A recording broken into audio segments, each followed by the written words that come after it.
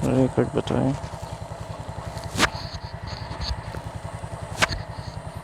Tara guys, larga na tayo.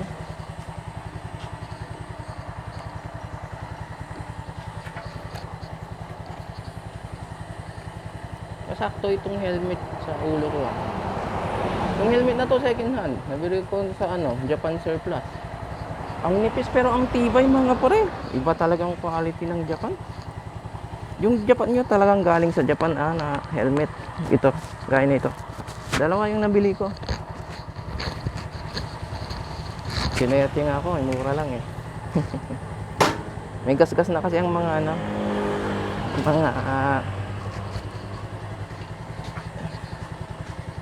salamin, pero okay pa naman. Sinubukan kong hanap sa TikTok ng replacement. Itong isa mahirap palang tanggalin, itong universion. Di ba? Tara, ang init. Pagdakit na ako eh. Let's go! Bali go go! Kabawang SSL L88. SSL pala, 88.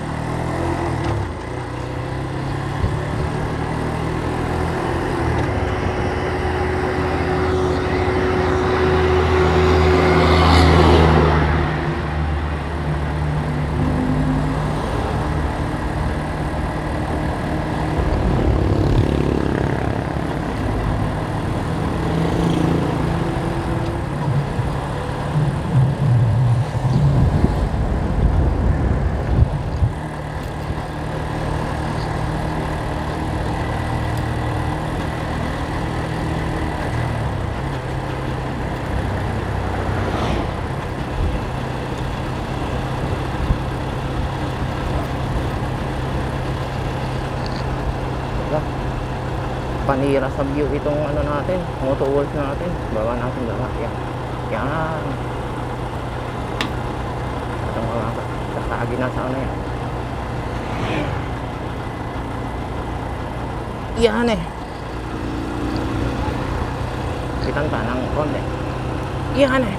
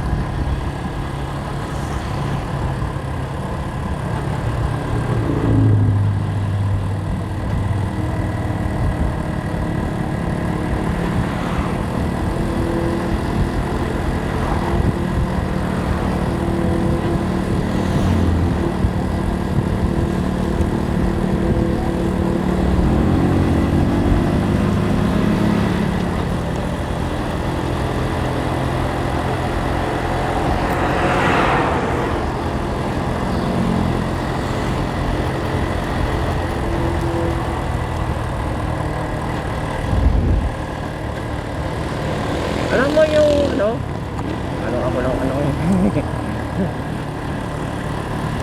yung di mo masyadong nagagamit ng motor. Yung tricycle lang lagi mong nagagamit. Tapos tsaka mo na lang gamit na gamit pag may mga ganitong event. Pag ano, madalang nga yung mga ganitong event eh. Sa totoo lang, sa itong event lang na ito na ano, napuntahan ko ngayong taon. Kung hindi lang kay grocery. Totoo lang, hindi ako tumatalo sa mga event na yan. Depende na lang kung talagang mahalagang tao. Gaya ni Coronel Butita, Congressman Butita, grocery, Yaumoto Vlog, iba pang motorek, yung mga boss, sweet potato. Kahit hindi sobrang sikat, basta kilala ko sa motovlogger, kaya ni Mikey, kanong yung babae, yung may ano, second hand na CB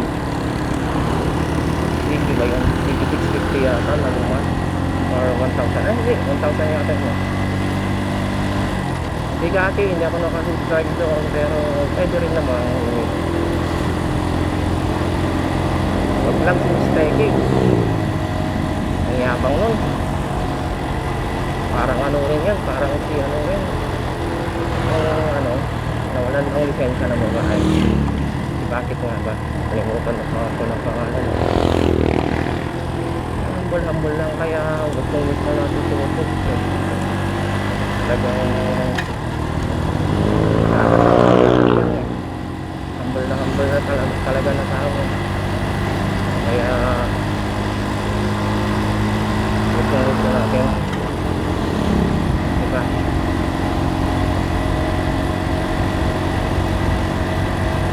Masaya lang siyang tao, hindi siya nagyayabang, masaya lang.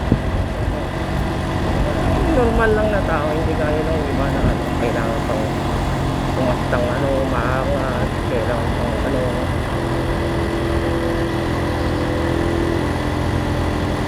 Si Breezy, okay lang naman. Ano lang yan, ano, style lang niya, pero hindi yung maasta na ako, iba ako, yung hindi siya ganun talagang ganun lang talaga yung ugali niya, pero hindi siya yung mayaman na pag may nakikita sa kanya sa document, makikipag-away, gaya ni mistake, magkikipag-away talaga, magkikipag-bangayan, tapos i-stop na niya yung ano, comment section. Pag ano, vlogger ka, kung ano bang sinita ko, aralo mo kami, hindi pag vlogger ka eh, kung ang pinakagaling. Aralo mo, pero kahit wag mo lang kumbatan. Kung baga sa cooking industry naman, gaya na naman ni Ninong Rai, hindi rin yun sumasagot. Nasa kanya na rin kung kakakabi niya yung mga sinasabi ng iba. Kaya kung tatanggapin niya yung sinasabi ng iba, kaya kung ano, nasa kanya lang, pero hindi siya sumasagot. Parang nilalagay na lang niya sa isip niya, inaalam niya kung totoo o hindi. At kung alam din naman na niya na hindi lang ano, hindi totoo, mali, kaya hata, ano, tama, nagkamali lang siya, lahat na kanya na yun.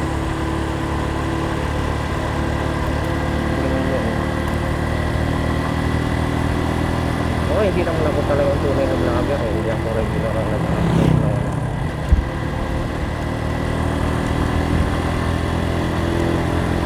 Hindi naman talaga ako matatawag ng vlogger kasi wala naman talaga ako mga tunay na subscriber. Ako mga subscriber ko, yung dalawang YouTube ko rin, ang mga may nag-subscribe eh, salamat, siguro may 10.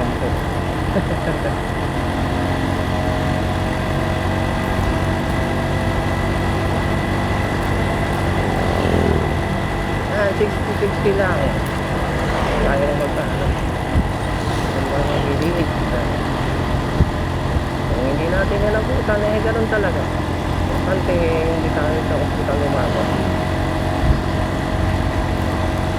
Maray mo, abang ulit eh. After a year eh.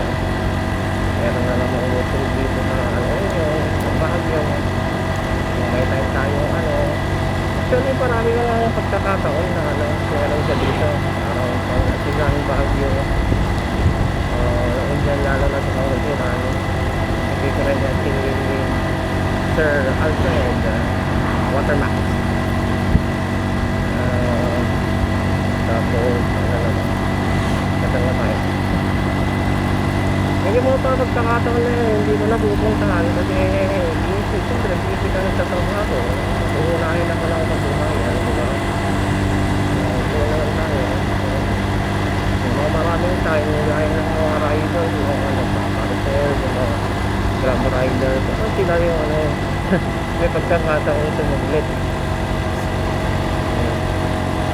Kasi yung trabaho niya sa kalsada nakakaingit nga magtrabaho sa kalsada pero hindi delikado din kasi napaka-risky ng trabaho kaya talaga yung lahat ng mga ganyan nakalimutan ko yung ano pa anay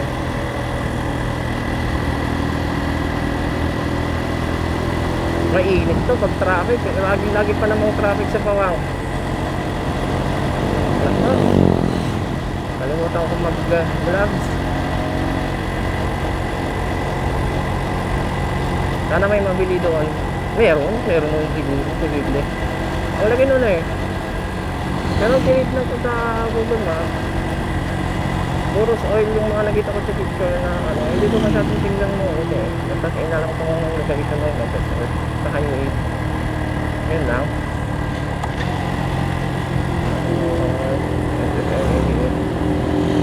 Hindi ko masyadong tingnan kung meron mga obvious doon pero posible ko wala. Ang laki nun makinang shop na yun puros lahat sa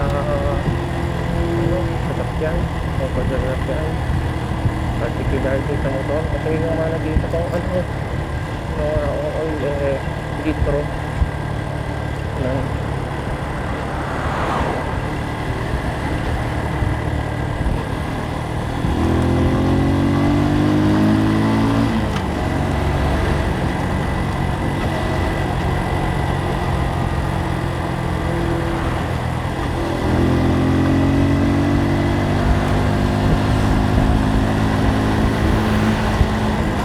magbabangpangting kasi yung nga pala pag nandito kayo sa Tubao pag aling kayo ng pupunuin yun pwede kayong mag shortcut dito papuntang buwang San Fernando pasok na kayo agad dyan after ng bridge na yun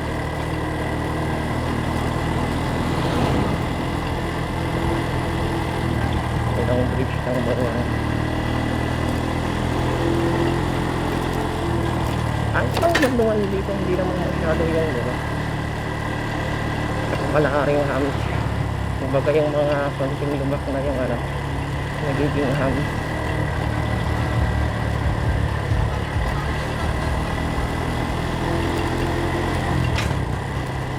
kahit importante yung event na to talagang sinek-up ko pa kaninang umaga yung mga basic kung kailan kaya yun nakikita ko wala na yung alambreng nilagay ko sa kailawan ng rear brake so ayun nilagyan ko na lang ito itong spring para hindi na naiilat ng bumusok pa sa gulong natin tapos yung gulong siyempre matigas pa yan tapos pero huwag nyo pa rin kalimutang i-check sa akin kasi sigurado kong matigas pa kasi kakabumpa ko lang naman nung nakaraan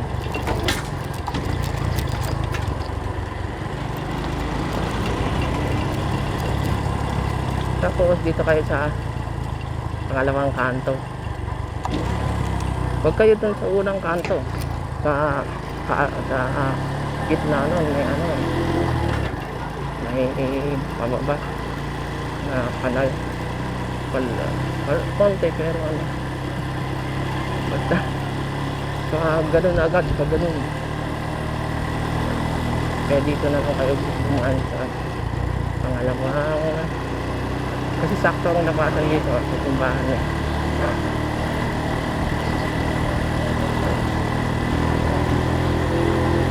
doon halos malapit pa rin sa highway buting dinereto na lang. Hindi pa kayo nalubak na konti.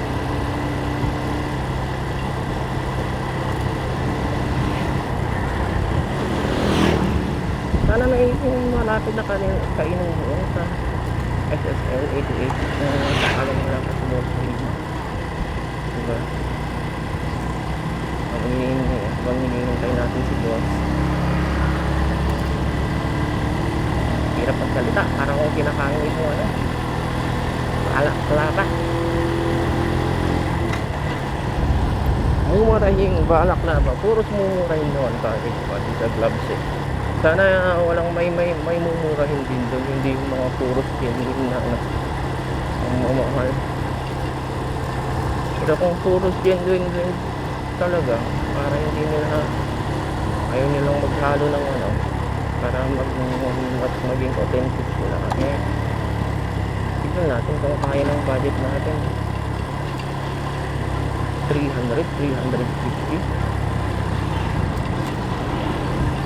500 siguro. Ganda na siguro ang quality na.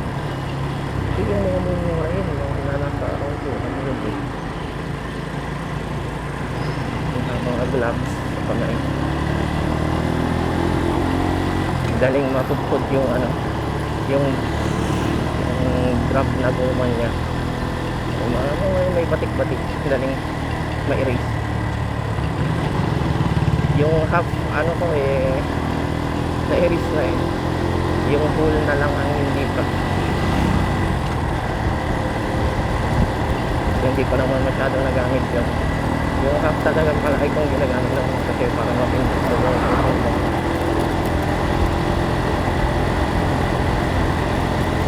Pero naman yung ano, yung cloth na ano, kaganda sa lamig, tapos naalis mo yung dulo ng finger, ay nabubuksan mo, pwede kang mag-pindot. Pero madulas. Hindi, nahihirapan ka sa group. Nakapagod yung kamay mo, hindi mag-decrease. Ano siya. Kaya pag pinitigan mo pa ng gusto yung paghawak mo sa cylinder, ay nakakapagod. Manual ka na kami. Hirap yung ano.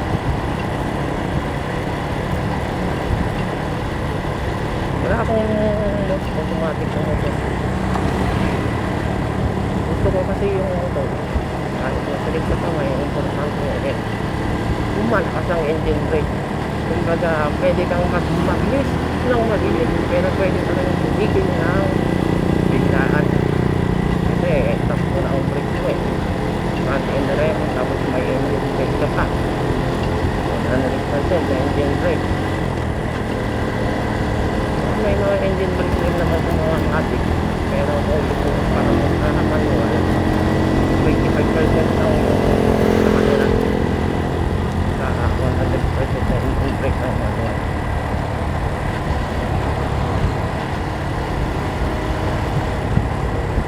Kung kayo pumupunta sa hindi yung kilalang lugar, tignan yung fixing ng mga karamihan ng mga metal kung gaano sila kamagal. Yun naman ako rin ang ipundan yung speed kasi alam na nila yung mga ano kung anong meron sa kalsada nila. Saka mag-tailgate kayo sa kanila kung anong direction ng makugulong nila. Importante huwag kayong dikit as in yung malayo talaga gaya nito. Yan. Depende rin naman sa bilis yung layo mo para kahit nag-tailgate ka sa kanila, madali kang makakapag-iwas sa ano. Yung parehena mo hindi mo hinahan.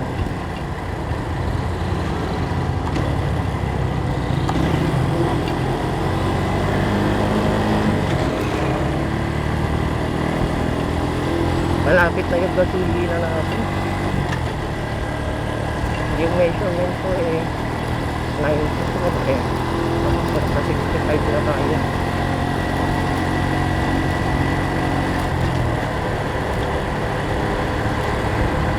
Ala, gutom na ako. Parang naman kasi minom na ako ng biroka bago lumarga para naman yung mga Kasukasuan natin maluwag kung magbiyahe. Hindi na ako bago kumakain. Kahit naman nakatingin ako. Kung ako bigla ng kukulo ang ating tiyan pwede naman tayong tumigil na magmerienda. Kahit next lang siguro. Hindi, tsaka tubig. Kasi silik na rin yung biro ka Imaginin mo kung nag-royal ka pa. Ayun ako. Yan puro tubak na naman dito. Sabaw Day Portion Roll. Naiintay nga niyo ako. Kinakain ko kasi itong balaklava Sarap Ulo, yun ulo. Pupaw. Tigas pa naman ng mga gulong ko. Kaya dahan-dahan lang sa pagmamaneho. Ligtas ang may alam.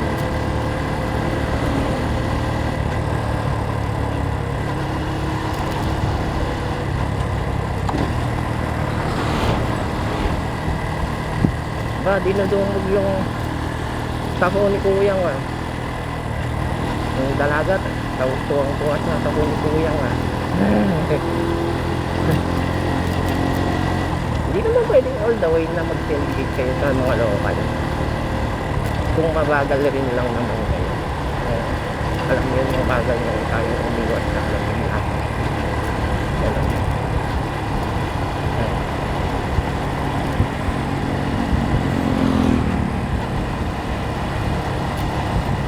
nagdadry lang nakaway ko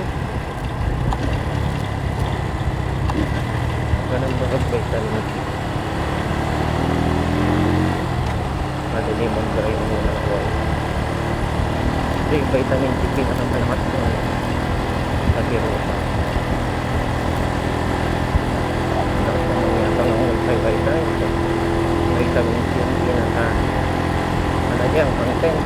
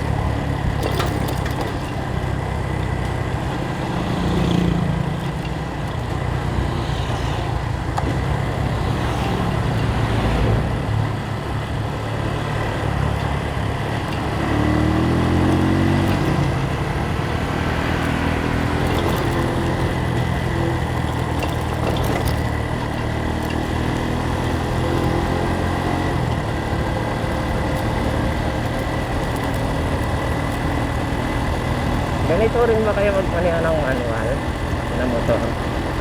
2 fingers sa clutch lever, tapos 1 finger, may middle finger sa brake lever.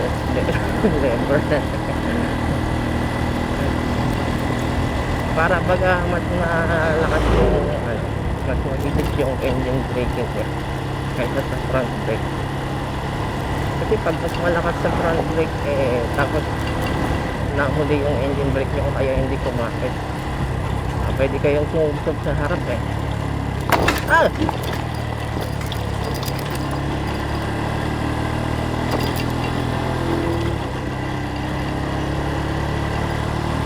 ang problema pag yung settings mo sa gulong tapos settings mo sa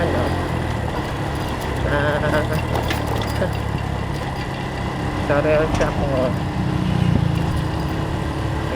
matigas kasi may partner ka di ba? Nakakatamad naman mag-a-adjust magbago di ba? Tapos pag-aangkal ulit siya agdag ka na naman nako mag-ride ka na lang ng safe. Aray ko po hindi ko na itaas yung foot ko doon madali na naman sumakit likod natin dito. Malakang natin sa pagmamaneho. Namamanhid na naman ang bola ko.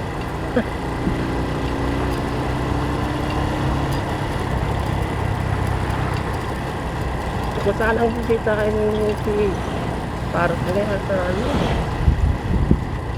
Mabaho niya. Kaya alam eh. Baka mag-business na naman tayo na namamahay na naman tayo doon. Ito yung last na pinunta niyang yung trabahuan niya. Ganun yung ismoto yung mga ano eh. Traffic bahay, saka yung mga ilan sa mga nangangalaga sa bahay na yun. Kung ano-anong pinakaramin nila. Tapos kung sino pa yung may gawa, yun yung hindi na nakikita kasi balimbig yun eh. Tapos yung tahilog na bumikita lang. Yun pa ang nasasambihan. Nagigit mo. Hirap-hirap lang alam yung trabaho.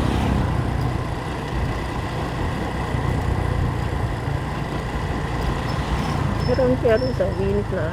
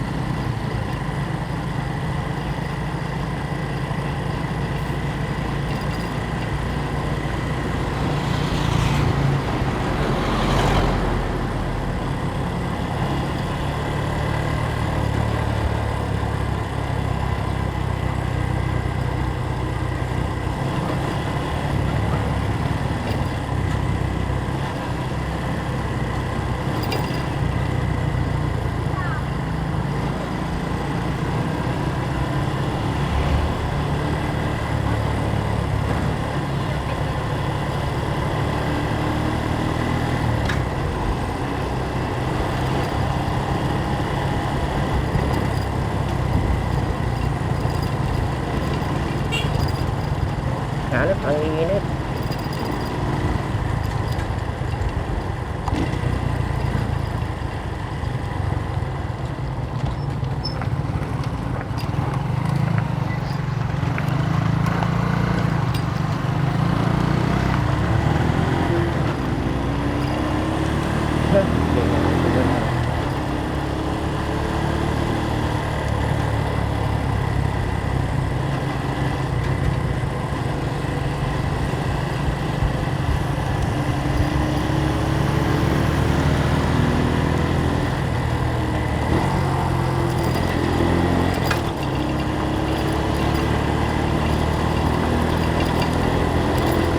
Aray ko!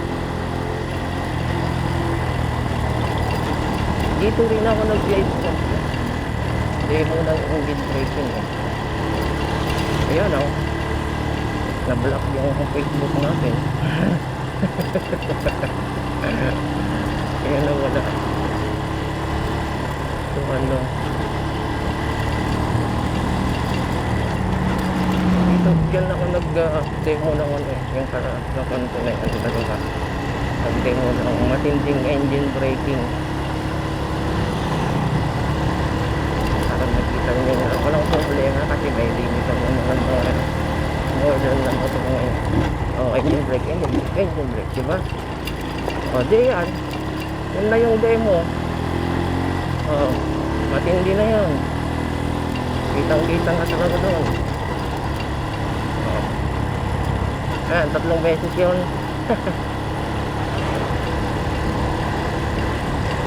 Bakit nga ka engine braking? Bakit nga ba? At hindi preno na malala? Alam niyo na yung sagot.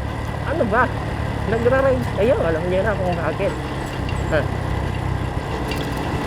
Ito sa engine braking kahit may buhangin pa dyan eh. Pag engine braking naman ang ginamit mong brake.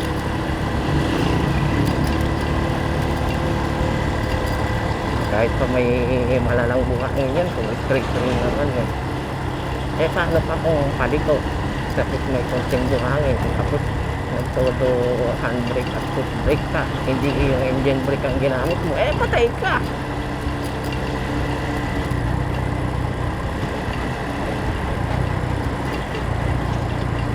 Ganun na ganun yung nangyari sa akin ng beginner ako. Pero na-manage ko, natayo ko. Pero pupunta na naman ako sa kabilang plane. Binitawan ko na. Sub ako doon. Buti hindi ako nagsuot mo. Sub lang kaya muntik lang tumagal ng motor sa akin.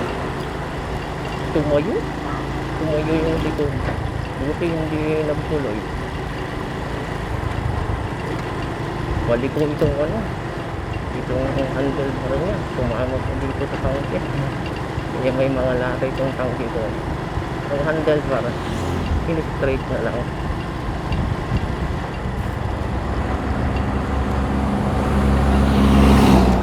Buti medyo kilala. Ito yung bagong Aerox.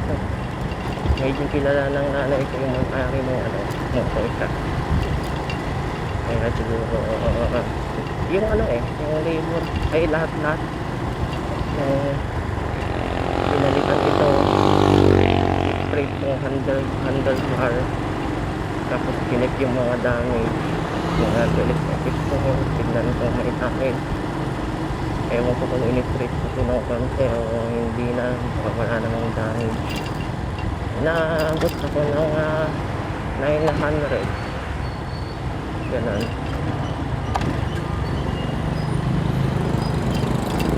900 plus ganun. Ewan ko kung mura yun o mahal. Hindi. Kilala naman yung medyo kilala yung yung may-ari ng ewan ko kung right price lang yun o price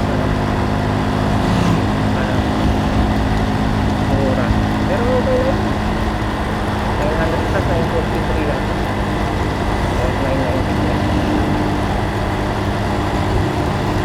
Kasi magagaling ko rin naman yung mechanic niya.